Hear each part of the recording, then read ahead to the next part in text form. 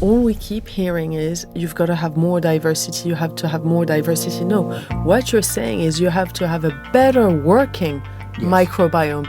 Not more, but better. You would not take any antibiotic for any infection. You take penicillin for a particular infection, you take tetracycline for another one. So using that analogy, you would therefore not take any probiotic for anything. There are strains that will help with anxiety. I found a strain to help with weight loss. Strains to help with cystitis if you're a woman and you have recurring cystitis. Strains for people with inflammatory bowel disease, for immunity. So people don't understand that actually we have all these strains, and it's not like, oh, I've taken a medication, it works for my friend's ailment, but not for mine. Well, each person has a different need. Welcome back to part 2 of the Eat, Burn, Sleep podcast. We are now jumping straight into the second part of this episode. If you haven't had a chance to listen to part 1, I invite you to go back and listen to it now. Let's continue the conversation and pick up right where we left off. So people ask me quite often about which probiotic shall I take, this one or that one? Yeah. Or they will say things such as, you know, this famous brand worked for my friend but didn't work for me. Yeah.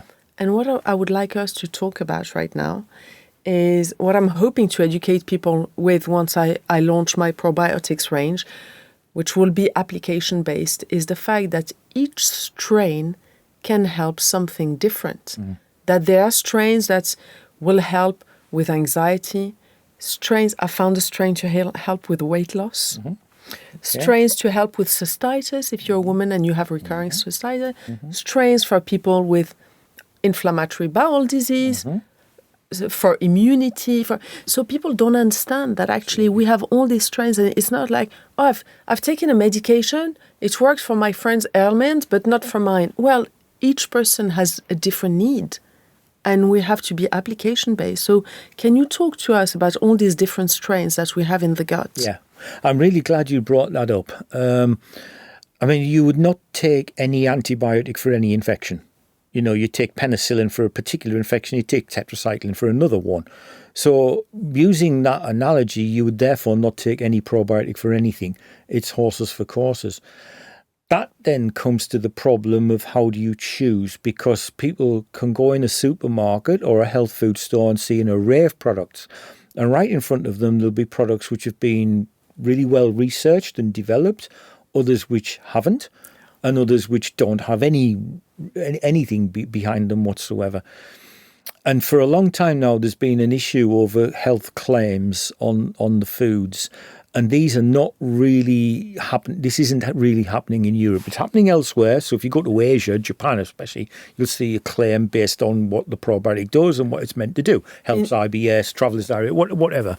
But not here. However, and this is why I'm so glad you raised this, there's been a big push forward on this just in the last few weeks, because as of March the 1st, there was a probiotic guide launched in the UK.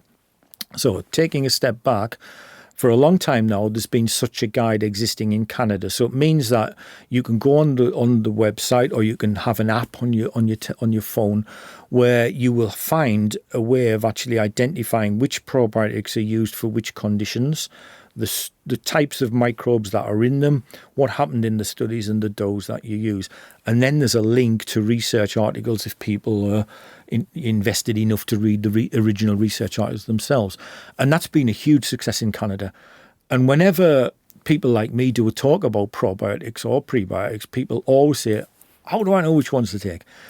And without health claims, we've not been able to answer that. So because of the recent development now with the UK version of this now being launched, which has been great, I really hope that people now can come up with ways of making better informed choices. It's going to be on, the website is live now, but it's going to be on Android, Google and Apple and so on as an app. And literally you can then get the information which is available on which probiotic you should use, why and when. What I meant to say as well is that in time, hopefully not not too long a time, there's going to be a prebiotic version as well. And nowhere in the world is there a prebiotic version like this. There's a probiotic one in Canada and the US, now in the UK, but the UK will be a prebiotic one. I'm hoping probably before this year is out, I hope. This is amazing. Yeah, it's great. It's amazing because it's about educating people. So what I was planning to do is exactly what you're saying. The regulation is pretty strict on claims, and you can't say this does that.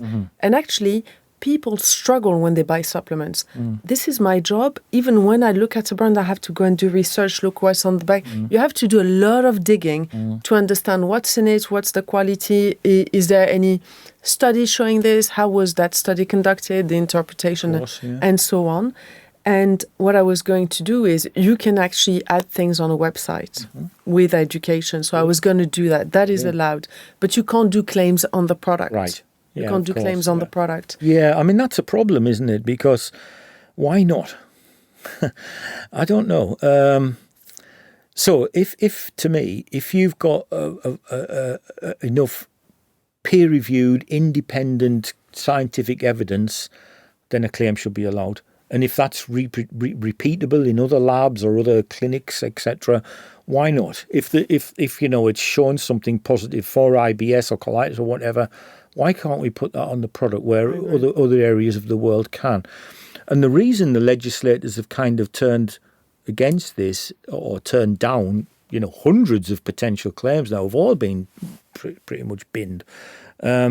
Is because they say there's not a cause and effect relationship. So that means if you set up a study, you never know whether the pro or prebiotic you're giving has definitely had the effect that you've seen. However, my argument to that is twofold. Firstly, if you do the study well, it's good control, it's got good techniques, it's blinded, and the only difference you're seeing in your volunteers is because they're taking something versus a placebo. What else can it be? It can't just be a coincidence.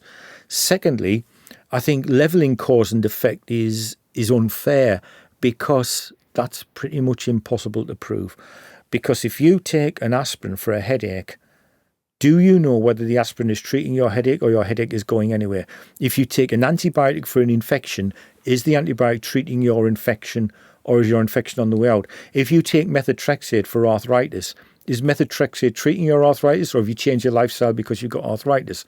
So cause and effect is very much allowed in the pharmaceutical area, so why not in the dietary health area then? And I just have no really good answer as to why, and it really does puzzle me. Absolutely. But to overcome that, we'll try with the app. But I was going to say that you can't prove anything. No. And whenever we prove something, we're not saying it's 100% that, we're saying the chances are. Yeah. But as you say, the aspirin and the headache, maybe the person, because had aspirin, hydrated more, maybe it was the water. Exactly. But if we start like this, we can never link any two events. You can't, no. And I would say that now there are about 46,000 published research articles on probiotics. And about 20% of those are human studies, and I will never be convinced there's not health claims in there. How can there be such a body of literature? Yeah. I mean, that is a massive amount of information. Absolutely. There's health claims in there, but I just don't. I really don't understand the legislature. Kind of think, okay, have it your way. Yeah, but the problem is, I mean, sorry to interrupt, but I mean the problem is. What we don't want is people who can benefit from this. We don't want rubbish products out there, of course. And, legislation is tight on that, and that's good. But also what we don't want is it to go too far so people who need good products are deprived from them or deprived from the information they need to make an informed choice is probably a better way of putting it. Because if you're not telling people what research has been done, they're not going to read research articles. How do you get that message to people who actually need this? And so ultimately, what the legislation has done is actually deprive thousands, if not millions of people useful health information. And that is not acceptable. I get this feedback almost on a daily basis on social media, telling me supplements are so hard to navigate. Can you help? I know. And what we do is on the platform, we help on a one-on-one basis. But it's true that when they do this, at least people will have a sense of control, a little bit of power over how they feel, and they'll go and say, okay, I have constipation, maybe this strain can help. I have diarrhea or I have gas, this strain can help. And that empowers you and helps you take charge of your health without ending up, maybe at the GP and take time from, someone who actually needs to see a GP. Yeah.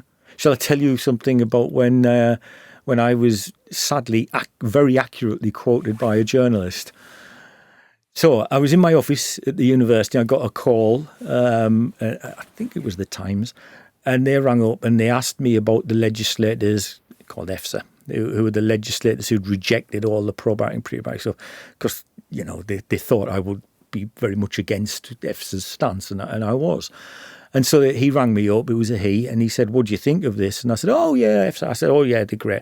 I said, they're doing a brilliant job. They are very robust. They've got our best interests at heart, all power to them. And I think it's absolutely fantastic. And he said, I didn't expect you to say that. And I said, oh, yes. And I think the moon is made out of chocolate, that I can boil an egg by sitting on it, that Sunderland will win the European Cup in 2 years' time, and nurse, what time is dinner? And he published it word for word. That Sunderland is going to win. Even I know that's not possible. Okay. Oh, you can dream. Brilliant. So now, the microbiome, we started looking into it fairly recently in the history of medicine. And you've greatly contributed to that. And we often hear that we're only at the beginning and there's so much more to be discovered. Yeah. So can you tell us about your view on this? Yeah, I think it's come a long way. And that's because very clever people have got involved in the field.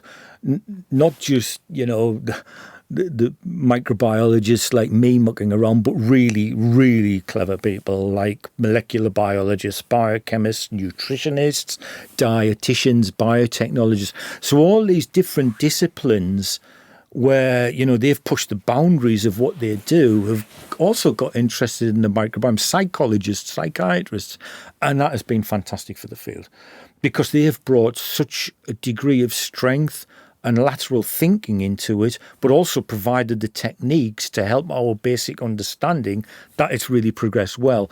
And that's why I think the microbiome is the subject of so much chat now, because it definitely can affect our health in a very profound manner, but because of the different collaborative scientific disciplines that have got interested in it, we can begin to make sense of it for once, And moving forward, I think it'll only become more so the case. The problem comes, the bottleneck comes when we begin to think about what we've just discussed about how you get those messages out in a positive manner, robust manner, so they're fair messages, they're based on the evidence that is there, but also understandable. That's why you need to keep doing what you're doing, and so do other people doing similar things to yourself, although they won't be doing them as well, of course. But those messages really need to be translated into public use, because they're so important. If you can take something that helps depress your IBS, that could be a godsend for a lot of people. And, the scientific evidence will keep progressing. We hopefully will be more definitive in the messages that we get. That's what science does. I can't see the bandwagon stopping for a long time yet, because it is just such an important area of overall nutrition and health. Amazing. What I notice in my nutritional practice is that people who are under 30 years old have much more gut issues than people who are, let's say, over 50, 60 years old, like the older generation. The older generation, in my observation, seems to have less intolerances, be more robust, and complain less about. So older people call it gas, younger people call it bloating, but it's effectively the same thing. Do you think that our gut microbiome, the diversity, is getting poorer through the generations? Is that what is causing this? I'm not so sure. I know there's a school of thought which suggests that wide diversity is a good thing. and low diversity is not. I think it's more about the functionality. So you can have E. coli growing in a lab in a pure culture with no other bacteria around it, and it will be very metabolically active. After 24 hours, you can see it as a colony on a Petri dish, and there's billions of cells in there, so it's reproduced so that's very, very functional, but it's almost the lowest level of diversity you can get because it's just one bug. Interesting. The same thing with breastfed infants. They have a very poor, low diversity, but breast is seen to be best. And, there's fewer atopic issues, fewer infection rates compared to formula-fed counterparts. So I think it's all to do with the functionality. And maybe as we get older, our functionality alters. Maybe that also is with our diet. Maybe awareness alters. Maybe because there's been a momentum shift in gut microbiome that has had more influence upon the generation you've just described. I don't know. Those are kind of guesses as to what's going on. Did you say you felt that people who were younger had more issues than people who were older? I'm actually a little bit surprised at that because when you get to my advanced age, bifidobacteria, the main group of positive ones, do decrease. But yeah, I mean that's an observation, and I think it's perhaps the things we've just guessing at, the things we've just described. So diet, awareness, and functionality of the microbiome rather than strictly diversity. Maybe because people of the older generation complain less. They just get on with it, and the youngest. But hold I don't know whether that's true. But you just said something that is actually really profound, and I want to dig a little bit on this, about the fact that more is not more, and you're not 100% convinced that a richer microbiome might be beneficial. But instead of that, you're saying it's the functionality. Yes. So can you explain to us what you mean by that? So how metabolically active the bugs are. So you can have very low diverse community with not a great many microbes in there, but if they've got a provision of nutrients for them, they'll grow very, very well on that. With a wide diversity, the same provision of nutrients has to be shared a little less equally, if you like. And so the overall functionality may be a little bit compromised. I think that's possibly a way of actually maybe trying to express it. So, but I do think that microbiology as a field is dominated by composition of what's there. I think it's much more important as to what they're doing. But we need to understand what's there, because if we need to change it, we need to know what we're playing with. But what they are doing is really the key thing. And all the things that we've discussed in terms of anti-inflammatory issues, infections, is because of the activity of the microbes, not just their presence. That is so interesting, because all we keep hearing is you've got to have more diversity, you have to have more diversity. No, what you're saying is you have to have a better working microbiome, not more, but better, higher quality rather than more of it. Yeah. That is so interesting, because one day I was invited to this health clinic in Switzerland as part of my job, and they did a test of my microbiome, which, as we discussed on the previous podcast, is not something I really believe in, because it's just a snapshot of how it looks at that time, and it evolves so quickly. And when the lady read the results, she told me, well, you're really missing this strain and that strain, and those are... I'm like, really? How can I increase that strain? It's missing. Okay. How can I increase it? She goes, well, those strains are associated to grains. And I don't really consume much grains because I find that they inflame my gut. And I'm doing really well on this, the way I'm eating right now. And there are plenty of fruits and vegetables and good quality protein in moderate amounts and things like that. And so she gave me this probiotic devised for me to replace that. Okay. And I thought to myself, hold on, those foods don't do me good. They inflame my gut. They make me gain weight. They give me a bit of neuroinflammation, foggy brain, I can tell, and they create blood sugar dysregulation, so I get energy crashes. So if I don't eat them, I don't need the probiotics to digest them. Makes sense. Yeah. I was like, why shall I do this? But because she gave me the thing, I thought I'll give it a go just to see if it changes anything. It didn't change anything. Oh, It's as if I had a tool for a task I never had to exercise. And I feel completely well without having those strains. Right. And what you're just saying now makes complete sense.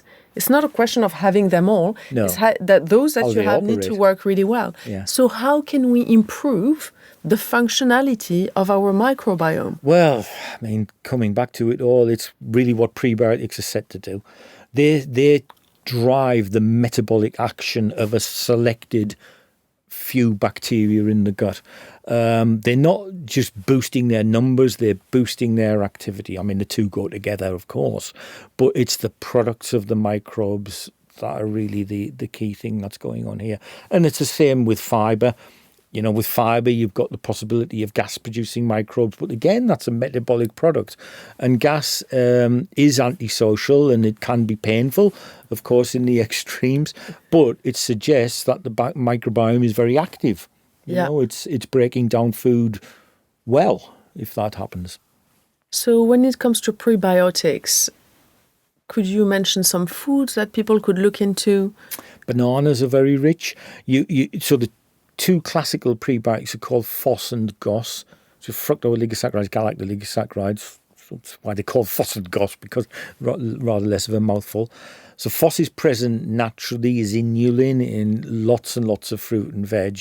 So garlic is rich, onions, leeks, bananas, for instance. FOS can also be made synthetically. And GOS is synthetic. That's not natural in the diet. It's a synthetic material which comes from lactose as a starting agent. And so those are taken, either you take inulin out of foods which are they're in like bananas or chicory or whatever. Artichoke, asparagus. And then you put them into foods which are not so rich in them, and that's what the food industry is doing now, where they're putting prebiotic into, cereals, breads, baked products, the more traditional probiotic type products like yogurts, etc. And a big market is, of course, infant formula feeds, because of the differences between breast and formula fed infants in terms of the microbiota which develops. Yeah, amazing. Thanks so much. That's so fascinating. And what's beautiful for everyone is you can have an impact. You have agency on your health. Through health education, through the choices you make every day, you can improve your gut microbiome and, as a result, improve your immune system health, like we've covered in the last podcast, and your mental health, which we'll be covering in the next podcast. Sounds good. Glenn, thanks so much for joining us today. It's been an absolute pleasure, and I look forward to our next conversation. Okay, sounds good. Look forward to that as well, Yalda. Thank you so much to all of you for listening to this podcast today. I hope you enjoyed it. It's always such a pleasure to talk about health, because it's not about the destination, it's about the journey. Looking after our health is a daily thing, just like brushing our teeth. We've got to focus on it, we've got to do it right so we can live better and happier lives. For those of you who are not members of the platform yet, we have a discount code for all our podcast listeners. You can get 15% off the memberships. Just enter the code podcast15 at checkout. And make sure to read all the articles and all the free content we have on eatburnsleep.com to keep you motivated and informed and educated about living an anti-inflammatory lifestyle.